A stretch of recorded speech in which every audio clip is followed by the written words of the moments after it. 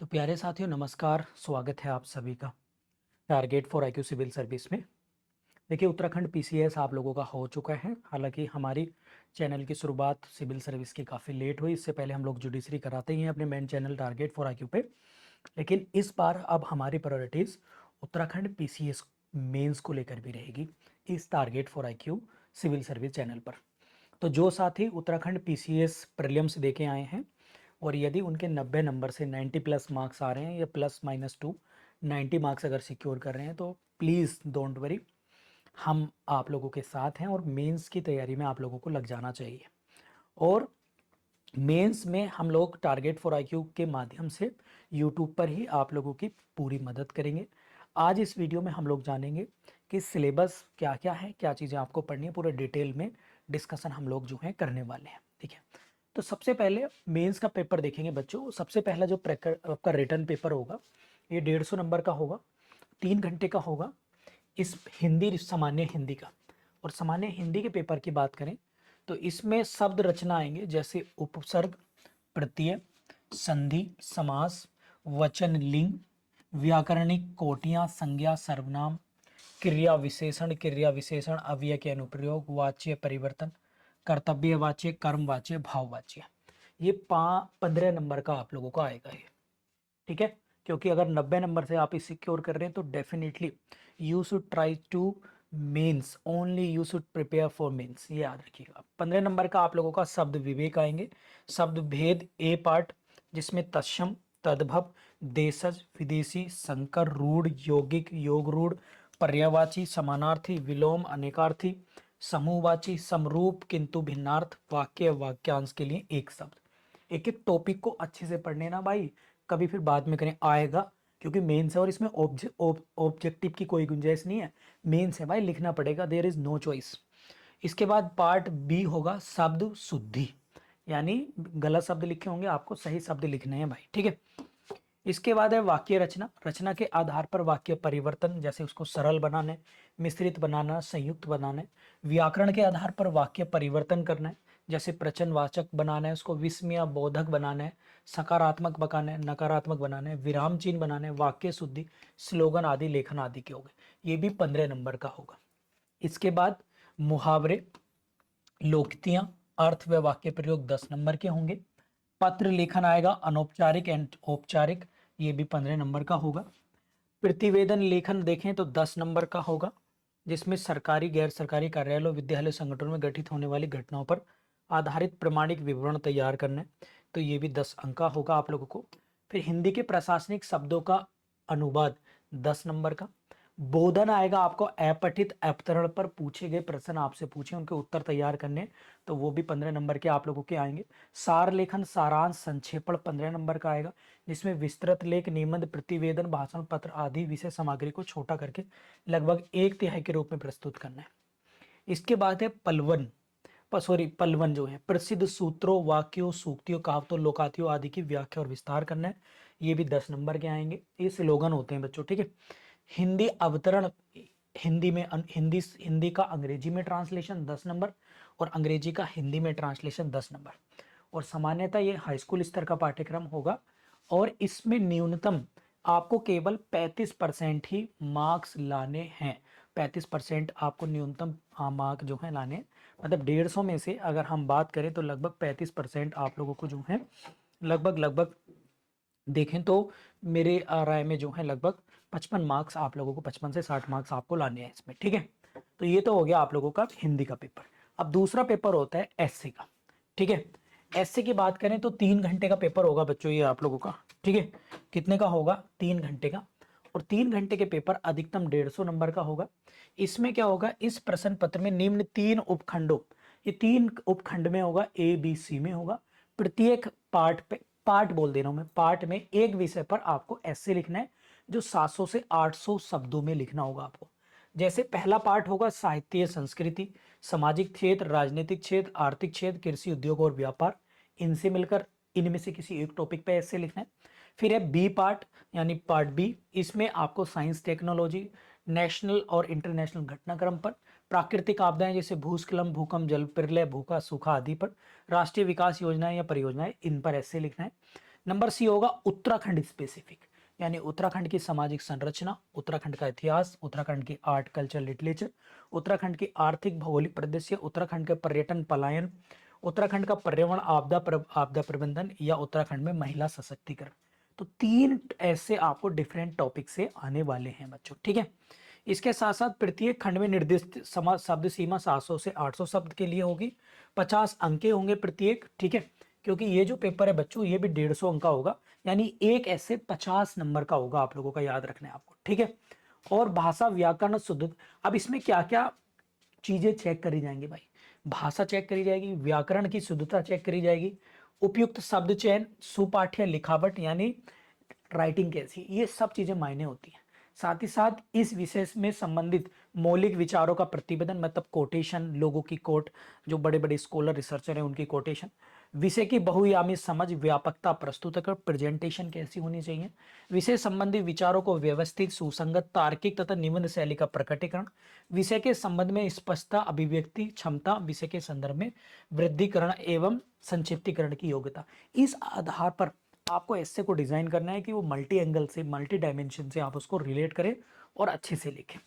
तो ये आप लोगों को ऐसे में हो गया। अब फिर इसके बाद 200 नंबर का पेपर होता है, paper number 3, GS first paper इसको कह सकते हैं, 3 घंटे का होगा। और इसमें भारतीय ये एक प्रकार से भारतीय विरासत, संस्कृति, विश्व का इतिहास, भूगोल और समाज इसमें आपको आएगा, जिसमें भारतीय संस्कृति प्राचीन काल से आधुनिक काल की कला के रूप में साहित्य, वास्तुकला का पहलू शामिल होंगे। 18वीं शताब्दी के लगभग मध्य से लेकर वर्तमान समय तक में, यानी मॉडर्न इंडिया की, इसमें सारी संपूर्ण घटनाएं, व्यक्तियां और विषय इसमें शामिल होंगे। स्वतंत्रता संग्राम होगा, इसके साथ स्वतंत्रता के पश्चात देश के अंतर्गत एकीकरण पुनर्गठन इसमें होगा। विश्व का इतिहास आएगा, 18वीं शताब्दी की घटनाएं, विश्व युद्ध, राष्ट्रीय सीमाओं का पुनर्सीमांकन, उपनिवेशवाद की समाप्ति, ठीक है, क्लियर, राजनीतिक शास्त्र, जैसे इसमें सारी चीजें शामिल होंगे।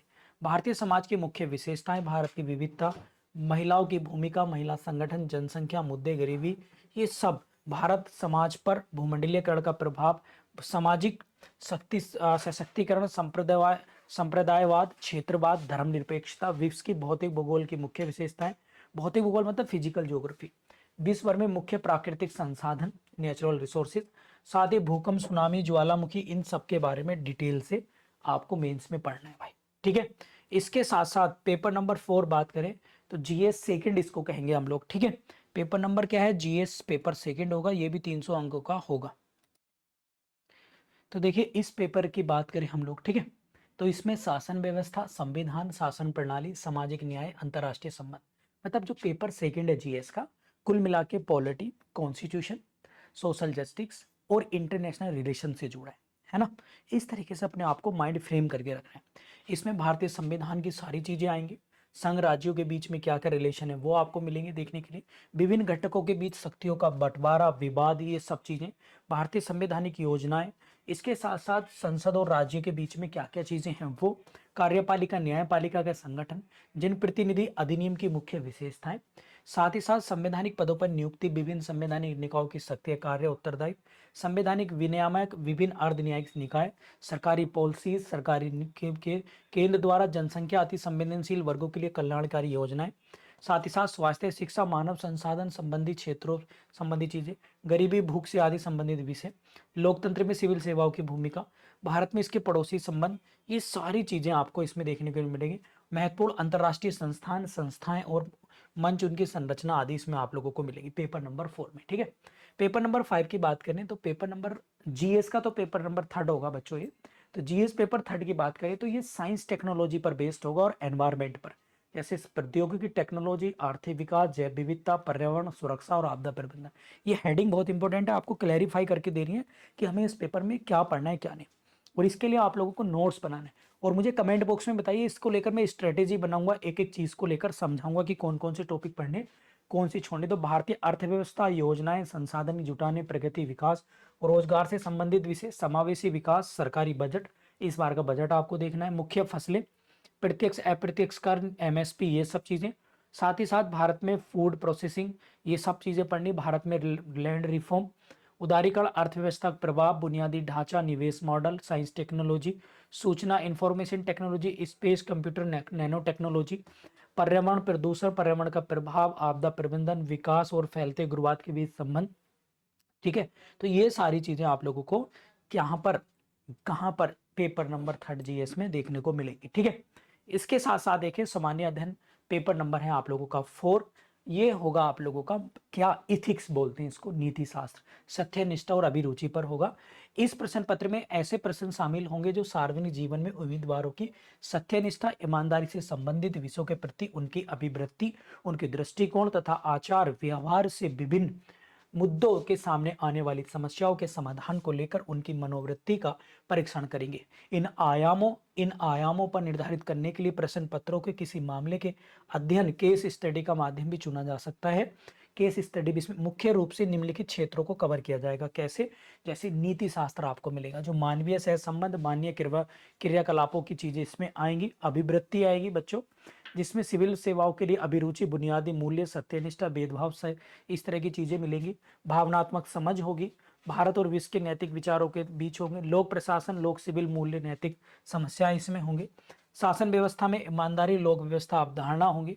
उपयुक्त विषयों के मामले में केस स्टडी भी इसमें पूछी जाएंगी। तो ये बहुत इंपॉर्टेंट चैप्टर है, टॉपिक्स है, पेपर है, इंटरेस्टिंग भी है, इसमें आप अच्छे से मार्क्स सिक्योर कर सकते हैं। ठीक है, इसके बाद पेपर नंबर 5 होगा, जो बच्चों उत्तराखंड राज्य का होगा, मींस उत्तराखंड स्पेसिफिक की बात करेगा। ठीक है, जब मैंने प्री का सिलेबस बताया था तब भी आपको बताया था कि उत्तराखंड का इतिहास, उत्तराखंड में ब्रिटिश शासन, उत्तराखंड के जन आंदोलन, उत्तराखंड का समाज, कल्चर, संस्कृति, उत्तराखंड की पॉलिटी, स्थानीय स्वशासन, लोक नीति, और साथ ही साथ उत्तराखंड की करंट अफेयर भी इसमें आएगी।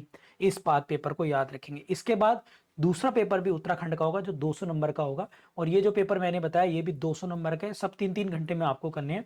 इसमें उत्तराखंड का भूगोल, उत्तराखंड की अर्थव्यवस्था, उत्तराखंड की आपदा प्रबंधन, उत्तराखंड के ह्यूमन रिसोर्सेज, सामुदायिक विकास, शिक्षा, उत्तराखंड के मानव संसाधन, उत्तराखंड के बारे में सारी जानकारी आपको मिलेगी। तो 2 लास्ट के पेपर उत्तराखंड स्पेसिफिक है, कुछ नहीं छोड़ना उत्तराखंड में, सारी चीजें आपको पढ़नी है, current history, geography, economics, polity, Uttarakhand की सारी। और ये पेपर दोनों लास्ट के डिसाइड करेंगे आपका सिलेक्शन होगा या नहीं होगा।